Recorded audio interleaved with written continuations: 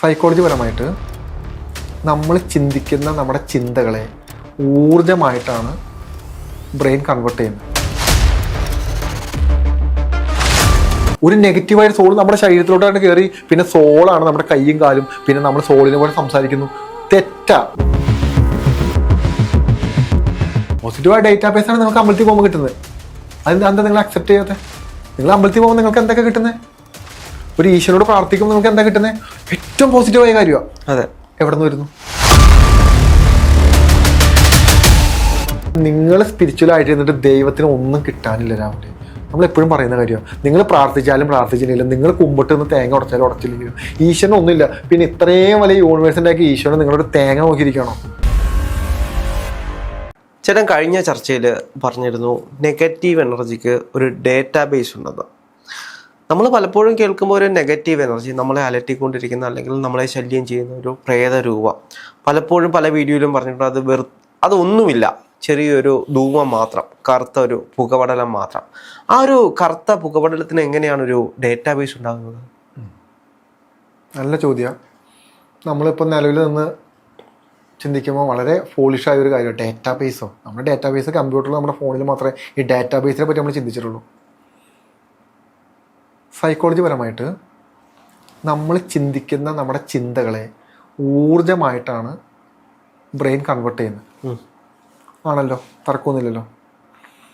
ഊർജമായിട്ട് convert ചെയ്യുന്ന നമ്മുടെ ചിന്തകളെ പുറത്തോട്ട് പോവുകയും അതൊരു അഫോർമേഷനായിട്ട് കണക്റ്റ് ആവുകയും അത്തരത്തിലുള്ള സെയിം ചിന്താഗതിയുള്ള സ്ഥലങ്ങളും വസ്തുക്കളും ജോലിയും അങ്ങനെയുള്ള കാര്യങ്ങളോട് നമ്മൾ ഓട്ടോമാറ്റിക്കായിട്ട് കണക്റ്റ് ആവുന്നു. അങ്ങനെയാണ് നമ്മുടെ ആഗ്രഹങ്ങൾ നമ്മൾ സാധിച്ചു എന്ന് പറയുന്ന നോർമൽ ഒരു വിഷയം.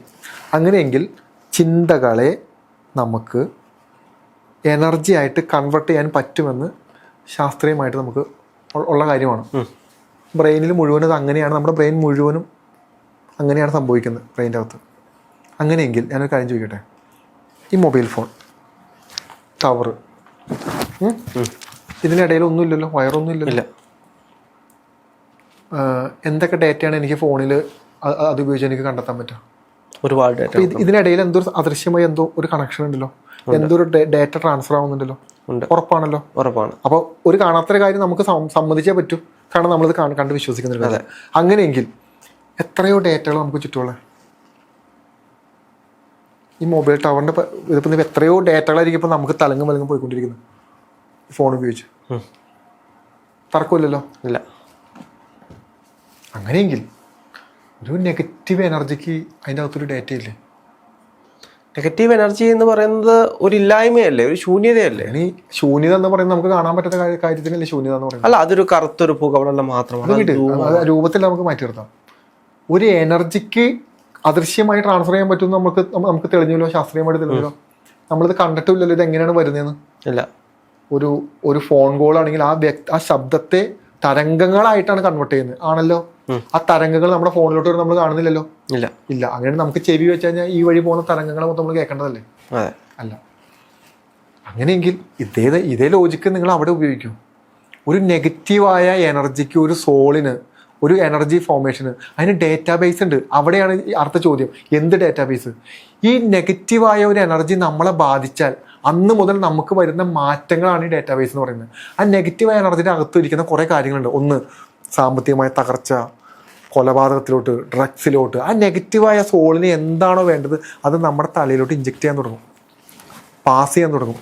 നമ്മുടെ ബ്രെയിൻ കൺട്രോൾ മുഴുവനും പിന്നെ ആ എനർജിയാണ്, ആ സോളാണ് പിന്നെ കൺട്രോൾ ചെയ്യുന്നത്. മനസ്സിലായോ?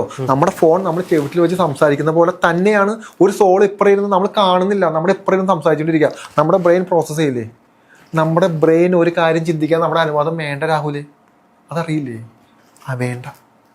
ബ്രെയിൻ ചിന്തിക്കും. ശരിയോ തെറ്റോ എന്നുള്ള ചിന്തിക്കാൻ മാത്രമേ നമ്മുടെ ബ്രെയിൻ്റെ ആവശ്യമുള്ളൂ. 10 വട്ടം നമ്മുടെ ചെവിട്ടിൽ നിന്ന് ഒരു നെഗറ്റീവ് സോളിൻ്റെ ഒരു പ്രസൻസ്, എനർജി രൂപത്തിലല്ല, ശബ്ദ രൂപത്തിലല്ല ഞാൻ പറയുന്നത്, എനർജി രൂപത്തിലോട്ട് നമ്മുടെ ബ്രെയിനിലോട്ട് ഇൻഫർമേഷൻ പാസ് ചെയ്തുകൊണ്ടിരുന്ന നമ്മുടെ സെല്ലുകൾ അത് കൃത്യമായിട്ട് ഡിറ്റക്ട് ചെയ്യും. ആ വരുന്ന ഡേറ്റ എന്താണെന്ന് കണ്ടെത്താൻ ശ്രമിക്കും. ആ ഡേറ്റ നമ്മുടെ ബ്രെയിനിൽ പ്രോസസ്സ് ആവാൻ തുടങ്ങും. ഇതിനെയാണ് പൊസഷൻ എന്ന് പറയുന്നത്. ഒരു നെഗറ്റീവായ സോൾ നമ്മുടെ ശരീരത്തിലോട്ടാണ് കയറി, പിന്നെ സോളാണ് നമ്മുടെ കൈയും കാലും, പിന്നെ നമ്മൾ സോളിനെ പോലെ സംസാരിക്കുന്നു. തെറ്റാ. അങ്ങനെ സംഭവിക്കില്ല. അത് സിനിമകളിൽ ചിത്രീകരിച്ചിരിക്കുന്ന കാര്യം മാത്രമാണ്. സംഭവിക്കുന്നത് എന്താണെന്ന് പറഞ്ഞു കഴിഞ്ഞാൽ ഈ നെഗറ്റീവ് എനർജിയുടെ ഉള്ളിലുള്ള ഇൻഫർമേഷൻ, ഡേറ്റ, അതൊരു പക്ഷേ ആ നെഗറ്റീവ് എനർജിയുടെ ഉള്ളിലുള്ളത് വൈരാഗ്യമാവാം, ദേഷ്യമാവാം, വെറുപ്പാവാം, വിദ്വേഷമാവാം, എന്ത് വേണമെങ്കിലും ആവാം, സെക്ഷുവാലിറ്റി ആവാം, ചതിയാവാം, വഞ്ചനയാവാം, കൊലപാതകമാവാം, എന്ത് വേണമെങ്കിലും ആവാം. ആ നെഗറ്റീവ് എനർജി നമ്മുടെ നമ്മുടെ ഓറയിലാണ് ആഡ് ആവുന്നത്. അത് നിന്ന് കഴിഞ്ഞാൽ നമ്മുടെ ബ്രെയിനിലോട്ട് ഇങ്ങനെ തന്നുകൊണ്ടേയിരിക്കും. അതുകൊണ്ടാണ് അപ്പം എന്ത് പറ്റും, നമ്മൾ അതുപോലെ ചെയ്തുകൊണ്ടിരുന്ന എല്ലാ കാര്യങ്ങളും നമുക്ക് കട്ടാവും, നമുക്ക് ചെയ്യാൻ പറ്റില്ല.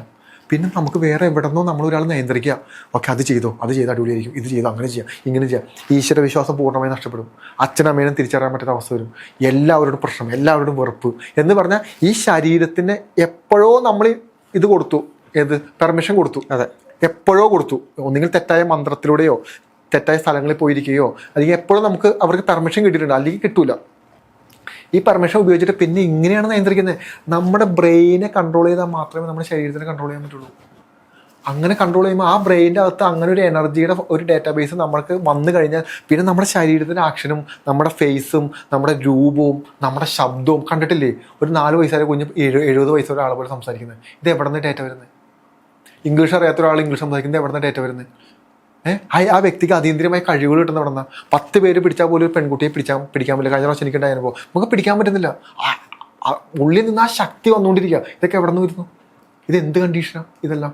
അപ്പോൾ ഇത് ആരെ നിയന്ത്രിക്കുന്നത്? ഈ നിയന്ത്രിക്കുന്ന ഡേറ്റ എവിടെ നിന്നാണ്? ഇതിൻ്റെ ഉള്ളിലോട്ട് കയറാൻ പറ്റൂല രാഹുൽ. ഇവിടം വരെ ഉള്ളൂ. ഏതൊരു സോളിനും അകത്തോട്ട് കയറാൻ പറ്റില്ല. ഇതൊരു എനർജിയാണ്. ഒരു ഈവൽ സ്പിരിറ്റിനെ സംബന്ധിച്ച് അതിൻ്റെ വേണ്ട ആവശ്യം എന്താണ്, അത് നമ്മളിവിടെ നടത്തിയെടുക്കും. അങ്ങനെയെങ്കിൽ മറ്റൊരു ചോദ്യമുണ്ട്. ഇപ്പം ഞാൻ പറഞ്ഞത് നെഗറ്റീവായ ഒരു കാര്യത്തെ പറ്റിയാണ്. നെഗറ്റീവ് ഡേറ്റാബേസാണ്, പോസിറ്റീവായ ഡേറ്റാബേസ് ഉണ്ട്. അതെ, അവിടെ ഒരു ചോദ്യമുണ്ട്. പോസിറ്റീവായ ഡേറ്റാബേസാണ് നിങ്ങൾക്ക് അമ്പലത്തിൽ പോകുമ്പോൾ കിട്ടുന്നത്. എന്താ നിങ്ങൾ അക്സെപ്റ്റ് ചെയ്യാത്തത്? നിങ്ങൾ അമ്പലത്തിൽ പോകുമ്പോൾ നിങ്ങൾക്ക് എന്തൊക്കെ കിട്ടുന്നത്? ഒരു ഈശ്വരനോട് പ്രാർത്ഥിക്കുമ്പോൾ നിങ്ങൾക്ക് എന്താ കിട്ടുന്നത്? ഏറ്റവും പോസിറ്റീവായ കാര്യമാണ്. അതെ, എവിടെ നിന്ന് വരുന്നു? ഓക്കെ, ഇപ്പം ഞാൻ നന്നായി ജോലി ചെയ്യണം, എല്ലാവരോടും മനമായി സംസാരിക്കണം, ഈശ്വരനോട് വിശ്വാസം വേണം, കുറച്ച് സ്പിരിച്വാലിറ്റി ഉയരണം, കുറേ നന്മകൾ ചെയ്യണം, കുറേ മനുഷ്യരെ സ്നേഹിക്കണം. ഓക്കെ, എൻ്റെ അച്ഛനോടും അമ്മയോടും എനിക്ക് കുറച്ചുകൂടി അവരെ നന്നായി നോക്കണം, എൻ്റെ ഭാര്യയെ എനിക്ക് സ്നേഹിക്കണം, എൻ്റെ ഭർത്താവിനെ നോക്കണം എന്ന് വേണ്ട വളരെ പോസിറ്റീവായ സാധനം എവിടെ നിന്നോ കണക്റ്റ് ആവുന്നു. ശരിയാണോ തെറ്റാണോ? ശരിയാണല്ലോ. അത് എവിടെ നിന്ന് കണക്റ്റ് ആവുന്നു? ഈ പോസിറ്റീവായ കാര്യം. പോസിറ്റീവായ ഊർജ്ജവും നെഗറ്റീവായ ഊർജ്ജവും രണ്ടിലും ഡേറ്റാബേസ് ഉണ്ട്. ഇതിനെ എന്ത് നമ്മൾ പിക്ക് ചെയ്യുന്നുള്ളതാണ് നമ്മുടെ അടുത്ത ലോജിക്ക്. ആ പിക്ക് ചെയ്യുന്ന കാര്യമായിരിക്കും അടുത്ത ബ്രെയിനിൽ നമ്മൾ സംഭവിക്കാൻ പോകുന്നത്. ആ സംഭവിച്ച കാര്യമായിരിക്കും ചിന്തകളുമായി ഡെവലപ്പ് ചെയ്ത്, ചിന്തകൾ പിന്നെ ഹോർമോൺസിനെ റിലീസ് ചെയ്ത്, തോട്ട്സുകൾ പാസ് ചെയ്ത് നമ്മുടെ ശരീരത്തിനെ പൂർണ്ണമായും കൺട്രോൾ ചെയ്യുന്നത്. പിന്നെ അതായിരിക്കും നെഗറ്റീവ് സോളുകളാണ് നമ്മളെ ബാധിക്കുന്നത്, എനർജിയാണ് ബാധിക്കുന്നത്. പിന്നെ നമ്മൾ ഫുള്ള് നെഗറ്റീവാണ്. നമ്മൾ കണക്ട് ചെയ്യുന്ന ആളുകൾ മൊത്തം നെഗറ്റീവായിരിക്കും. മനസ്സിലാവുന്നുണ്ടോ? പോസിറ്റീവ് ആണെങ്കിലോ നമ്മൾ കണക്ട് ചെയ്യുന്ന ആളുകൾ മൊത്തം പോസിറ്റീവ് ആയിരിക്കും. ജീവിതത്തിൽ പ്രശ്നങ്ങൾ ഉണ്ടാവില്ല എന്നല്ല അതിൻ്റെ അർത്ഥം. പ്രശ്നങ്ങളൊക്കെ സ്വാഭാവികം, അതൊക്കെ അങ്ങനെ ഉണ്ടാവും. പക്ഷെ നമ്മുടെ ഊർജ്ജം ബേസിൽ നമ്മൾ ചേഞ്ച് ആവും. ഇതിനിങ്ങനെ കാണണ്ടേ? നമ്മൾ കുറച്ചുകൂടെ ഊർജ്ജസ്വലരാകും. അങ്ങനെയല്ല, നമ്മൾ റിയാലിറ്റി മനസ്സിലാക്കും. റിയലൈസേഷൻ നമുക്ക് തിരിച്ചറിയാൻ പറ്റും. നമുക്ക് സന്തോഷിക്കാൻ പറ്റും. നമ്മൾ എന്തിനാ രാവിലെ മുതൽ എഴുന്നേറ്റ് ജോലി എടുക്കുന്നത്? നമ്മൾ എന്തിനാ കല്യാണം കഴിക്കുന്നത്? നമുക്ക് എന്തിനാ കുഞ്ഞുങ്ങളുണ്ടാവുന്നത്? നമുക്ക് എന്തിനാ അച്ഛനമ്മയുടെ ആവശ്യം എന്താ? നമുക്ക് സന്തോഷിക്കാനല്ലേ, നമുക്ക് ആനന്ദം കണ്ടെത്താനല്ലേ, നമുക്ക് സമാധാനം അവിടെ ഇരിക്കാനല്ലേ. നമ്മുടെ ഉള്ളിൽ അതില്ലെങ്കിൽ നമുക്ക് എത്ര സ്നേഹമുള്ള അച്ഛനാണെങ്കിലും, എത്ര സ്നേഹമുള്ള ഭാര്യയാണെങ്കിലും, എന്ത് നമുക്കുണ്ടെന്ന് പറഞ്ഞാലും നമുക്ക് സന്തോഷിക്കാൻ പറ്റില്ല. ആ സ്നേഹം ആനന്ദമാണ് ഈ പറയുന്ന പോസിറ്റീവായ ഊർജ്ജത്തിൽ നിന്ന് നമുക്ക് കിട്ടുന്നത്. ഇതേ സാധനമാണ് നെഗറ്റീവായ ഊർജ്ജത്തിൽ നിന്ന് നമുക്ക് കിട്ടുന്നത്. ഭയങ്കര ഡേഞ്ചറായ സാധനം. ഇങ്ങനെയാണ് അതിനെ മനസ്സിലാക്കേണ്ടത്. അതല്ലാതെ ഒരു പ്രേതം ഒരു കറുത്ത രൂപത്തിൽ, ഒരു വെളുത്ത രൂപത്തിൽ ഇങ്ങനെ പാഞ്ഞു വരുന്നു, നമ്മുടെ ഉള്ളിലോട്ട് അങ്ങ് കയറുന്നു, എന്നിട്ട് അത് പിന്നെ അതിൻ്റെ ഒരു രൂപം പോലെ നമ്മുടെ ശരീരത്തിൽ നമ്മൾ പ്രവർത്തിക്കുന്നു. തട്ടിപ്പാണ്. നല്ല സംഭവം. അങ്ങനെയൊന്നും സംഭവിക്കില്ല. ഇത് എനർജിയാണ്. ഇത് എൻറ്റിറ്റിയാണ്. ഇത് ഈവൽ സ്പിരിറ്റുകളാണ്. ഇതെല്ലാം അവർക്ക് അവരുടേതായ ലക്ഷ്യമുണ്ട്. എങ്ങനെയാണ് ഈവൽ സ്പിരിറ്റ് ആവുന്നത്? ഞാൻ എന്ന വ്യക്തി മോശമായ കർമ്മങ്ങൾ ചെയ്ത്, മോശമായ രീതിയിൽ ജീവിച്ച്, ഒരു ദൈവികമായതിനെ പൂർണ്ണമായിട്ടും നമ്മൾ ചിന്തിക്കുന്നതെന്നല്ല മോശകർമ്മങ്ങൾ, ഇതിൻ്റെ അപ്പുറത്തോട്ട് കർമ്മങ്ങളുണ്ട്. ഈശ്വരൻ്റെ ദൈവികമായ ഈ പറഞ്ഞ എനർജീനെ, പ്രാണൻ്റെ എനർജീനെ നശിപ്പിച്ച് കളഞ്ഞ് പൂർണ്ണമായിട്ട് സ്പിരിച്വൽ എനർജി ഇതിനെ കണക്ട് ചെയ്യാൻ നമുക്ക് മനുഷ്യന് സാധിക്കുന്നുള്ളതാണ്.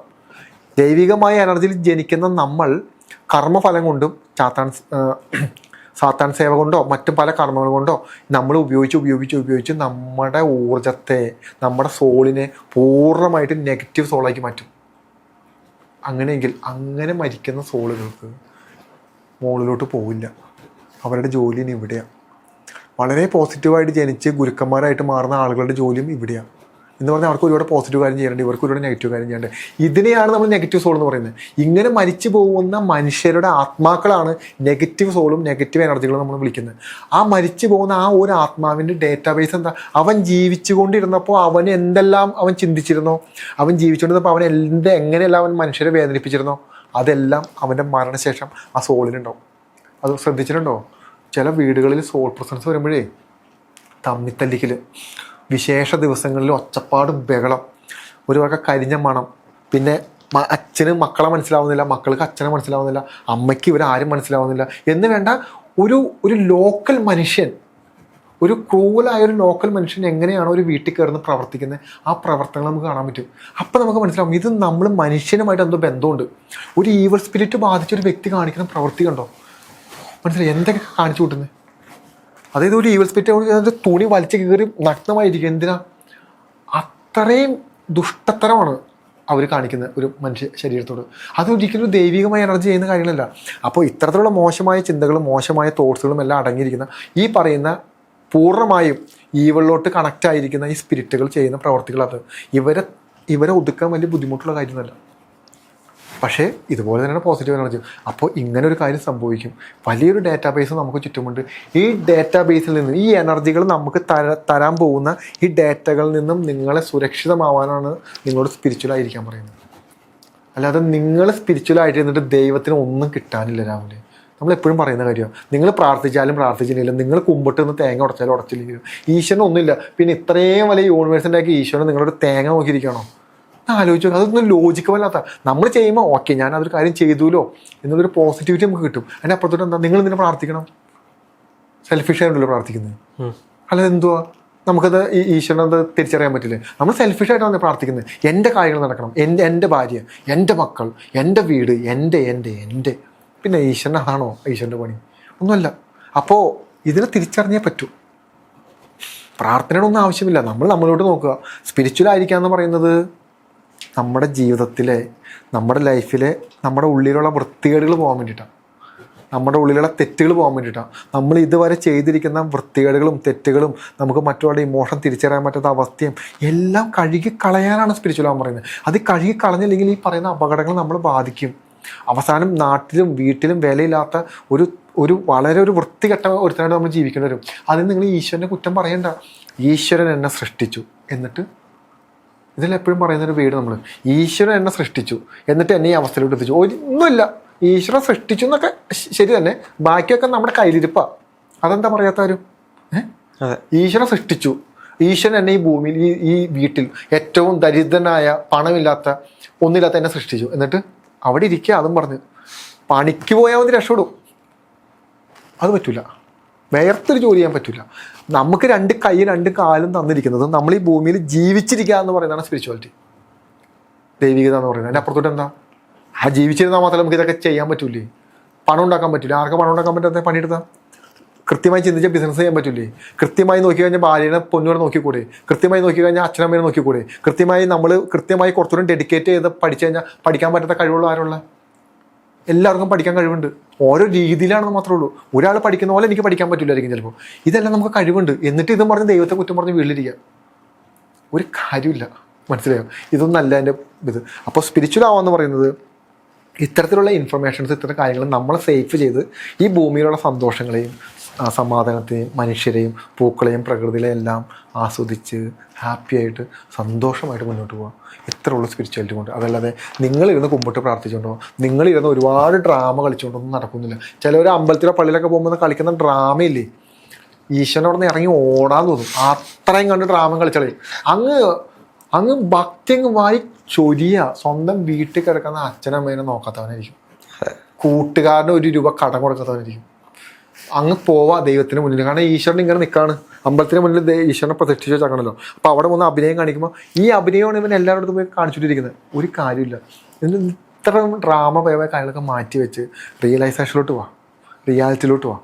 തെറ്റുകളെല്ലാം ഉണ്ട്, നമുക്ക് ഒരുപാട് പ്രശ്നങ്ങളെല്ലാം പറ്റും. അതിനെല്ലാം കഴുകി കളഞ്ഞ് മുന്നോട്ട് പോവാം. നിൻ്റെ ജീവിതം രക്ഷപ്പെടുന്നേ, നിനക്ക് സമാധാനം ഉണ്ടാവുന്നു. ഇപ്പം എന്തിനു സമാധാനം ഉണ്ടായിട്ടെന്ന് ചോദിക്കും. സമാധാനം വിറ്റ കടയിൽ കൊടുത്ത പൈസ കിട്ടും? ചോദ്യമല്ലേ? ഈ ആനന്ദം കടയിൽ കൊടുത്ത പൈസ കിട്ടും, അല്ലെങ്കിൽ ഭക്ഷണം കിട്ടുമോ? ഇല്ലല്ലോ. കിട്ടും. അതെങ്ങനെയാണെന്ന് പറഞ്ഞാൽ ഞാനൊരു പ്രൊഫഷണൽ ആളാണെന്ന് കരുതുക, ഒരു ജോലിയുള്ള ഒരുത്തനാണ്, കൂലിപ്പണിയാണെന്ന് കരുതിക്കോ, ഒരു കരിങ്കല്ലിൻ്റെ പണിയുള്ളൊരു വ്യക്തിയാണ്. എൻ്റെ ജോലിയിൽ, ഈ കരിങ്കൽ ജോലിയിൽ ഞാൻ സന്തോഷവും ആനന്ദവും ആഡ് ഓൺ ചെയ്താൽ എനിക്ക് എന്ത് മാറ്റമായിരിക്കും വരുന്നത്?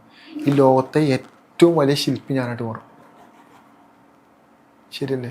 അതെ. ഒരു പാചകക്കാരൻ അവൻ്റെ ഉള്ളിൽ ആനന്ദവും സന്തോഷവും ഉണ്ടായിട്ട് അവൻ്റെ ഭക്ഷണത്തിൽ, അവൻ്റെ മെൻറ്റാലിറ്റിയിൽ, അവൻ്റെ ആറ്റിറ്റ്യൂഡിൽ, അവന് മറ്റുള്ളവരോട് ബിഹേവ് ചെയ്യുന്നതിൽ, പെരുമാറുന്നതിലെല്ലാം ഈ ആനന്ദവും സന്തോഷമുള്ളവരെ നമുക്ക് ഇഷ്ടപ്പെടില്ലേ?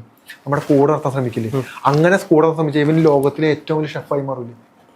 അങ്ങനെയെങ്കിൽ ഈ ആനന്ദവും സന്തോഷവും നമ്മുടെ പ്രൊഫഷണൽപരമായ ഏതൊരു കാര്യത്തിൽ നമ്മൾ ആഡ് ഓൺ ചെയ്താൽ നമ്മളായിരിക്കും ലോകത്ത് ഒന്നാമത്, മറ്റുള്ളവരതില്ല. മനസ്സിലായോ? അതുകൊണ്ടാണ് പറയുന്നത് നിങ്ങൾ സന്തോഷത്തിൽ ആനന്ദത്തിലിരിക്കാൻ പറയുന്നത്. ഈ ആനന്ദവും സന്തോഷവും നിങ്ങൾ നിങ്ങളുടെ പ്രൊഫഷണൽ ലൈഫിൽ ഉപയോഗിക്കണം. നിങ്ങളുടെ ഭാര്യയുടെ അടുത്ത് ഈ ആനന്ദത്തിലും സന്തോഷത്തിലും നിങ്ങൾ പെരുമാറി കഴിഞ്ഞാൽ ആ പെൺകുട്ടിക്ക് അതിൽ വലുത് എന്താ നിങ്ങൾക്ക് കൊടുക്കാനുള്ളത്? കുഞ്ഞുങ്ങളുടെ അടുത്തിരുന്ന, കൂട്ടുകാരുടെ അടുത്തിരുന്ന, ഏറ്റവും സന്തോഷമായിട്ട് നമ്മൾ കൂട്ടുകാരുടെ അടുത്ത് പെരുമാറി കഴിഞ്ഞാൽ അവൻ്റെ ജീവിതത്തിൽ അതിനെന്ത് വലിയ സന്തോഷമായിരിക്കും ആ വ്യക്തി നമ്മളെ പറ്റി തോന്നാം. അതാണ് വലുത്. അതുണ്ടെങ്കിൽ ഇത്രയും കാര്യങ്ങൾ നമുക്ക് ഉണ്ടാക്കാം. അതുകൊണ്ട് ഈ ആനന്ദം സന്തോഷം കൊണ്ട് കടയിൽ കൊടുത്തു കഴിഞ്ഞാൽ അരി കിട്ടുമോ എന്നുള്ള ചോദ്യം മാറ്റി വെച്ചിട്ട് ഇങ്ങനെ ചിന്തിക്കും. ഇതാണ് എൻ്റെ റിയലൈസേഷൻ. ഇതുണ്ടെങ്കിൽ മാത്രമേ ജീവിതത്തിൽ ഉയർച്ച കിട്ടുള്ളൂ. ഇതുണ്ടെങ്കിൽ മാത്രമേ സമാധാനമായിട്ട് കിടന്ന് ഉറങ്ങാൻ പറ്റുള്ളൂ. ഇതുണ്ടെങ്കിൽ മാത്രമേ പണം ഉണ്ടായിട്ട് കാര്യമുള്ളൂ. ഇതുണ്ടെങ്കിൽ മാത്രമേ സുന്ദരിയായ ഒരു ഭാര്യയും സുന്ദരമായ ഒരു ഭർത്താവും ഉണ്ടെങ്കിലും എൻജോയ് ചെയ്യാൻ പറ്റുള്ളൂ.